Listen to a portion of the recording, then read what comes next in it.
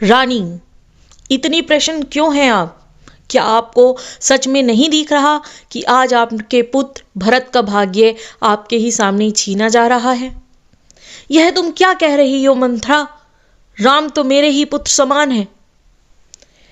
आइए आज हम बात करेंगे बालकांड के इस आखिरी संवाद की। अयोध्या, जहां उत्सव की तैयारी है, जहां हर द्वार पर दीप जल रहे हैं, जहां राजा दशरथ के मुख पर बरसों बाद पूर्णता की मुस्कान है, श्री राम अब युवराज बनने वाले हैं। लेकिन हर महान कथा का एक मोड़ होता है और इस कथा का मोड़ एक कुबड़ी वाली दासी बनकर आता है जिसका नाम है मंथरा। केकई, जिसे राम अपनी माँ से भी अधिक मानते हैं, जिसका हृदय अब तक निर्मल था। केकई से उनकी दासी मंथरा कहती है, रानी इतनी प्रश्न क्यों हो?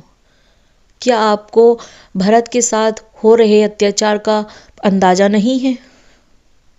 केकई ने चौंक कर ये कहा, यह तुम क्या कह रही हो मंथरा? राम तो मेरे ही पुत्र समान है। और यहीं से मंथरा शब्द नहीं बोलती, वह विष घोलती है। आज राम राजा बनेंगे, कल सिंहासन उनके पुत्र का होगा और भरत वह बस एक छाया बनकर रह जाएगा।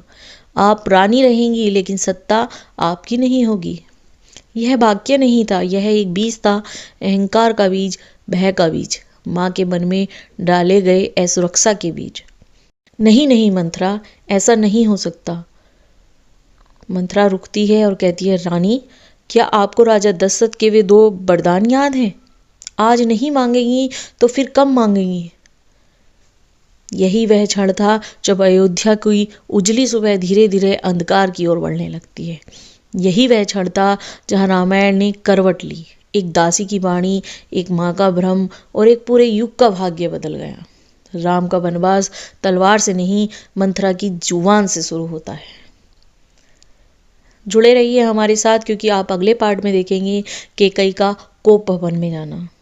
तब तक के लिए नमस्कार।